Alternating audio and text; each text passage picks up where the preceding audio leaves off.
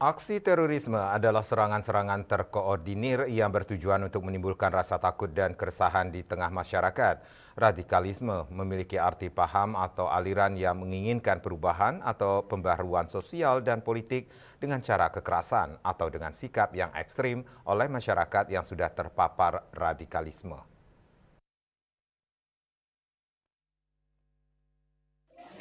Untuk menetralisir pemikiran radikalisme dalam penanggulangan terorisme, pihak BNPT serta stakeholder lainnya telah beberapa kali melakukan deradikalisasi untuk membersihkan pemikiran-pemikiran radikalisme yang ada pada para teroris sehingga mereka bisa kembali menjadi moderat, yakni bisa menerima Pancasila, Bhinneka Tunggal Ika, NKRI, dan Undang-Undang Dasar 1945 sebagai konsensus nasional, termasuk juga kegiatan lain seperti silaturahmi warga binaan dalam rangka meningkatkan moderasi beragama di Bali yang diinisiasi oleh Polda Bali bersama Densus 88 Anti Teror Polri di Hotel Puri Nusa Indah, Jalan Waribang Kesiman, Denpasar Timur, Kamis 30 Mei 2024. Silaturahmi warga binaan ini guna meningkatkan kembali wawasan kebangsaan yang merupakan pemahaman mendalam mengenai identitas, sejarah, budaya, dan nilai-nilai yang melekat dalam suatu bangsa, serta meningkatkan kembali moderasi beragama agar menetralisir pemikiran-pemikiran yang sudah terpapar dengan paham yang berbeda dengan syariat agama maupun kehidupan sosial yang ada di tengah masyarakat yang hidup heterogen berlandaskan Pancasila. Dalam kegiatan yang menghadirkan masing-masing perwakilan dari Polda Bali, Satgaswil Bali, Densus 88 AT Polri,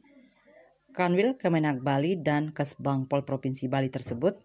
diikuti oleh para ex-napiter yang ada di Bali yang merupakan warga binaan Densus 88 AT Polri. Dalam sambutannya, Kasatgaswil Bali Densus 88 AT Polri yang diwakili oleh Darto menyampaikan ucapan terima kasih kepada warga binaan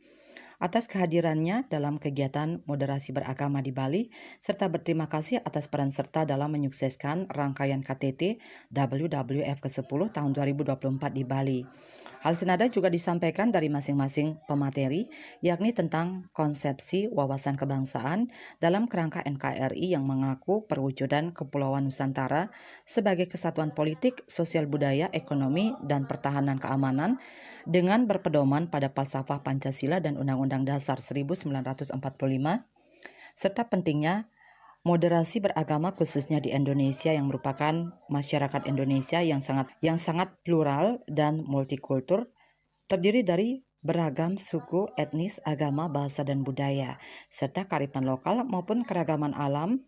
yang rentan menimbulkan gesekan atau konflik yang dapat menimbulkan ketidakseimbangan dalam suatu kerukunan umat beragama. Tim Liputan melaporkan.